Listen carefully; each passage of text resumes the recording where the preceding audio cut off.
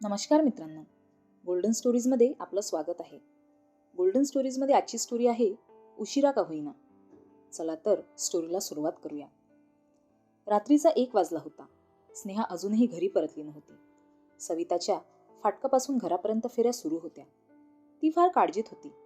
पती विनय आपल्या स्टडी रूममध्ये काम करत होते. सविताची बेचैनी त्यांना कळत होती. ते एका मोठ्या फर्ममध्ये सीए होते.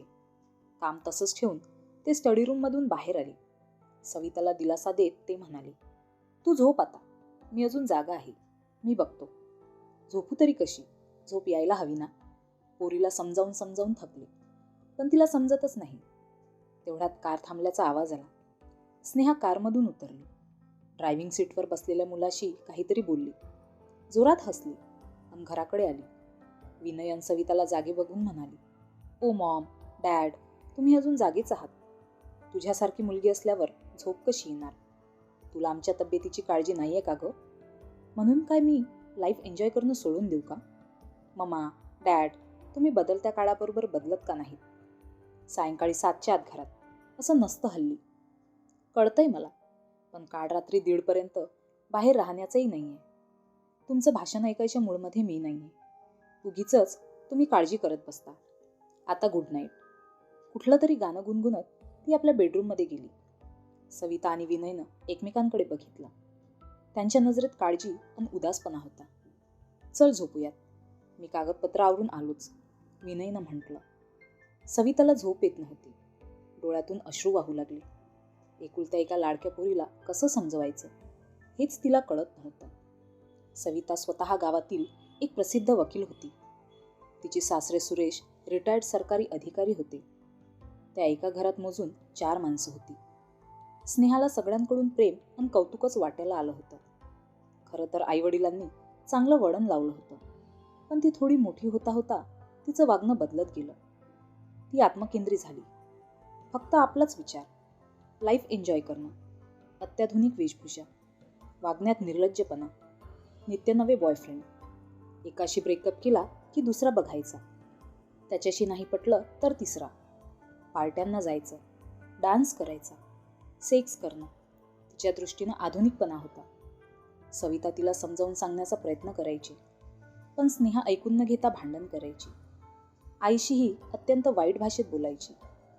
स्नेहा सुरेश आजोबांची फार लाडकी होती. त्यांनीच तिला लंडन स्कूल ऑफ कॉमर्समध्ये पाठवून तिचं शिक्षण केलं होतं. ती आता एका लॉ फर्ममध्ये ॲनालिस्ट म्हणून काम करत होती. सविता आणि विनयचे खूपच घनिष्ठ मित्र होते, अभय आणि नीता. ती दोघंही सीए होती आणि त्यांचा मुलगा राहुल वकील होता. ही दोन्ही कुटुंब खूपच मैत्रीत होती. समान विषय, समान आवडी, यामुळे त्यांच्यात अपार जिव्हाळा होता. राहुल अत्यंत गुणी आणि संस्कारशील मुलगा होता. त्याचं खरं तर स्नेहावर प्रेम होतं, पण तिची ही बदललेली वागणूक त्यालाही आवडत नव्हती.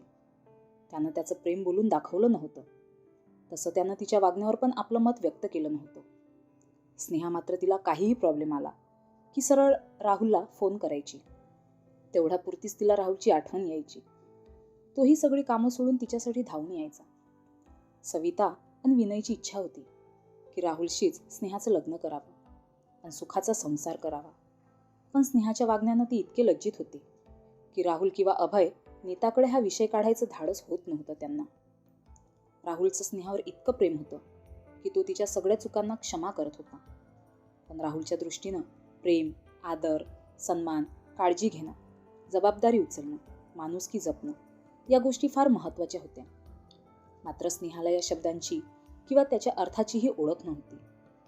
भराभर दिवस उलटत होते. स्नेहा आपल्या मर्जीनं घरी यायची, केव्हाही निघून जायची. आईवडिलांच्या रागवण्याचा, बोलण्याचा तिच्यावर काहीच परिणाम होत नव्हता. त्यात कहर म्हणजे सुरेश आजोबा तिला अधिकच लाडावत होते. लहान आहे, येईल समज. हल्ली ते आजारी असायचे. त्यांचा जीव स्नेहाभोवतीच घुटमळत असे. आपण आता फार जगणार नाही हे लक्षात आल्यावर त्यांनी आपली सर्व संपत्ती स्नेहाच्या नावे करून दिली. एका रात्री ते जे झोपले ते पुन्हा उठलेच नाहीत. तिघांनाही फार वाईट वाटलं. खूप रडले. कितीतरी दिवस सर्व नातलग येत जात होते. हळूहळू सर्व नॉर्मल झालं. स्नेहालाही आपली लाईफस्टाईल आठवली. तसंही फार काही गांभीर्यानं घ्यावं असा तिचा स्वभाव नव्हता. आता तर आजोबांची सगळी संपत्ती तिच्या हातात आली होती. इतका पैसा बघून तर ती हवेतच तरंगत होती. तिनं आईवडिलांना न सांगता एक कार खरेदी केली. सविता म्हणाली, एवढ्यात गाडी कशाला ग घेतलीस? आम्हाला निदान विचारायचंच तरी. मॉम, मला माझ्या इच्छेप्रमाणे जगू द्या ना. लाईफ एन्जॉय करायचं आहे. गाडीमुळे मी आता स्वतंत्र आहे. रात्री कुणी सोडेल का ही काळजी नको. मी इंडिपेंडेंट झाली. यात आनंद मानायचं सोडून कटकट काय करताय? आजोबांनी इतका पैसा दिलाय तर मी आपल्या इच्छेनुसार का जगू नको? अजून तुला गाडीची प्रॅक्टिस नाही. काही दिवस माझ्याबरोबर ड्रायव्हिंगला चल, विनयनं म्हटलं. आता गाडी घेतली आहे तर प्रॅक्टिसही होईलच ना. माझं ड्रायव्हिंग लायसन्सही तयार झालंय. आता तुम्ही दोघं थोडं रिलॅक्स राहायला शिका ना. आता तर स्नेहाच्या वागण्याला काही ताळतंत्रच राहिला नव्हता. केव्हाही खायची, केव्हाही जायची, गाडी फारच जोरात चालवायची. सवितानं एकदा म्हटलं, गाडी इतकी वेगात चालवू नकोस. मुंबईचं ट्रॅफिक आणि तुझा स्पीड, भीती वाटते ग. Maugham, I love speed. I am young. वेगाने पुढे निघून जायला मला फार आवडतं. तू पार्टीत ड्रिंक्स घेतेस. दारू पिऊन गाडी ड्राईव्ह करणं किती धोक्याचं आहे, कळतंय का तुला? भलतंच काही घडलं तर? मम्मा, मी थकले तुझा उपदेश ऐकून ऐकून. काही घडेल तेव्हा बघू ना. आत्तापासून काळजी कशाला? रागानं पाया दळत स्नेहा गाडीची किल्ली घेऊन निघून गेली. सविता डोकं धरून बसून होती. या मुलीला कधी समज येणार? सविता आणि विनयला सतत टेन्शन असे. एका रात्री स्नेहानं पार्टीत भरपूर दारू ढोसली. आपल्या नव्या बॉयफ्रेंडसोबत विकीसोबत खूप डान्स केला. मग ती विकीला त्याच्या घरी सोडायला निघाली. गाडीपर्यंत येतानाही तिचा तोल जात होता. कशीबशी ती ड्रायव्हिंग सीटवर बसली. विकीनं विचारलं देखील, तू कार चालवू शकशील ना? की मी चालवू? डोंट वरी, मला सवय आहे. स्नेहानं गाडी सुरू केली. नेहमीप्रमाणे खूप वेगात. तिला भीतीही वाटत नव्हती की कुणाची काळजीही नव्हती. अचानक तिचा गाडीवरचा ताबा सुटला आणि गाडी उलट दिशेला वळली. समोरून येणाऱ्या गाडीला तिने जोरदार धडक दिली गेली. दोन्ही गाड्यांमधून किंकाळ्या उठल्या. दोन्ही गाड्या थांबल्या. दुसऱ्या कारमध्ये एक पुरुष ड्रायव्हर सीटवर होता. शेजारी बायको, मागच्या सीटवर मुलगा. स्नेहालाही खूप लागलं होतं. विकी खूप घाबरला होता. कसाबसा गाडीतून उतरला. स्नेहाला बाहेर यायला मदत केली. समोरच्या गाडीपाशी ती दोघं पोहोचली. आतलं दृश्य बघून स्नेहानं हंबरडाच फोडला. तिघही रक्ताच्या थारोळ्यात पडलेले, बहुधा मृत झालेले. स्नेहा सगळंच संपलंय. आता पोलीस केस होईल, विक्कीनं म्हटलं. स्नेहाची दारूची धुंदी खाडकन उतरली. ती रडायला लागली. विक्की, आता काय करायचं रे? Please help me. Sorry Sneha, मी काहीच करू शकत नाही. आता पोलीस केस होईल. प्लीज माझं नाव यात गोवू नकोस. माझे डॅडी मला घरातून हाकलून देतील. आय एम सॉरी, मी जातोय. काय? स्नेहाला धक्काच बसला. अरे इतक्या रात्री? अशा अडचणीच्या वेळी तू मला सोडून जातो आहेस? विकीनं उत्तर दिलं नाही. तो उलट दिशेने पळत सुटला. दिसेनासा झाला. जखमी अवस्थेत निर्मनुष्य रस्त्यावर मध्यरात्री स्नेहा एकटीच उभी होती. तिला त्यावेळी एकच नाव आठवलं. तिनं ताबडतोब राहुलला फोन केला. नेहमीप्रमाणे राहुल लगेच मदतीला आला. त्याला बघून स्नेहा जोराजोरात रडायला लागली. ती खूप घाबरली होती. भीतीनं थरथर कापत होती. तिचं रडणं थांबेना. राहुलनं तिला जवळ घेतलं. मायेनं थोपटत शांत केलं. घाबरू नको स्नेहा, मी आहे ना. मी करतो काहीतरी. तुला खूप लागलंय. तुला डॉक्टरकडे नेतो. त्याआधी 2 जरुरी फोन करतो. त्यानं त्याचा पोलीस इन्स्पेक्टर मित्र राजीव आणि डॉक्टर मित्र अनिलला फोन केला. अनिल आणि राजीव आले. डॉक्टर अनिलनं त्या तिघांना बघितलं. तिघही मरण पावले होते. स्नेहाला तर जबरदस्त मानसिक धक्का बसला होता. आधी तिला हॉस्पिटलला नेलं. सरिता आणि विनय तिथं पोहोचले. स्नेहाला तर आईवडिलांकडे बघायचं धाडस होत नव्हतं. कित्येक दिवस पोलीस, कोर्ट कचेरी, वकिलांचे प्रश्न, उलट तपासणी यात गेले. शारीरिक जखमा आणि मनावरचा ताण यामुळे स्नेहा फार थकली होती. तिची तब्येत खालावली होती. एका क्षणात आयुष्य एन्जॉय करण्याची आधुनिक लाईफस्टाईलची कल्पना फार बदलली होती. ती कायम कुठंतरी नजर लावून हरवल्यासारखी बसून असे. तिच्या मूर्खपणाने 3 जीव हकनाक बळी गेले होते. ती स्वतःला क्षमा करू शकत नव्हती. स्वतःच्या वागणुकीची तिला खूपच लाज वाटत होती. वारंवार ती राहुलची आणि स्वतःच्या आईवडिलांची क्षमा मागत होती. सविता आणि राहुलनंच तिचा खटला चालवला. त्यासाठी दिवस रात्र श्रम केले. खूपच मोठ्या रकमेच्या जमिनीवर तिला काही दिवस सोडण्यात आलं. कितीतरी दिवसांनी तिनं मोकळा श्वास घेतला. तिची तब्येत अजूनही सुधारत नव्हती. तिची नोकरी सुटली होती. पार्टीतले मित्रमैत्रिणी कुठं नाहीसेच झाले होते. हॉस्पिटलच्या बेडवर पडल्या पडल्या ती आपल्या आयुष्याचा विचार करायची.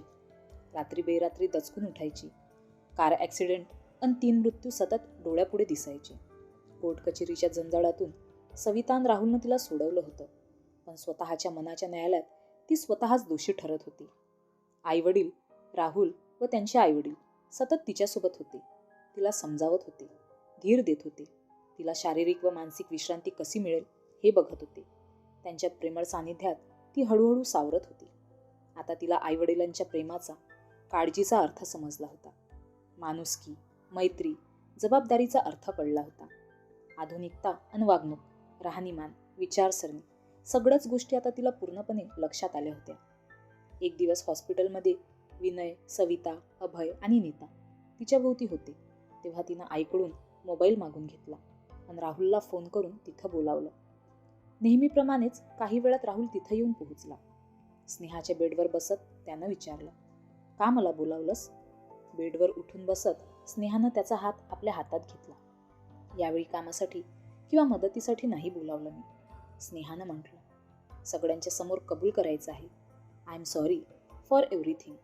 तुम्हा सगळ्यांची मी क्षमा मागते. तुम्ही सगळीच माणसं खूप खूप चांगली आहात. राहुल, तू खूप चांगला आहेस, पण मी फार वाईट आहे रे.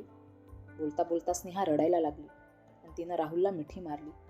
प्रथम तर राहुल थोडा गडबडला, पण मग त्यानंही तिला मिठीत घेत थोपटून शांत करायला सुरुवात केली. उपस्थित सर्वांच्या चेहऱ्यावर अपूर्व समाधान, संतोष होता. डोळे मात्र पाणावले होते. मनातली इच्छा पूर्ण होण्याचे संकेत मिळाले होते. तर मित्रांनो, तुम्हाला ही स्टोरी कशी वाटली कमेंट करून सांगा. अशाच नवनवीन स्टोरीसाठी व्हिडिओला लाईक करा, शेअर करा आणि चॅनलला नक्की सबस्क्राईब करा. धन्यवाद.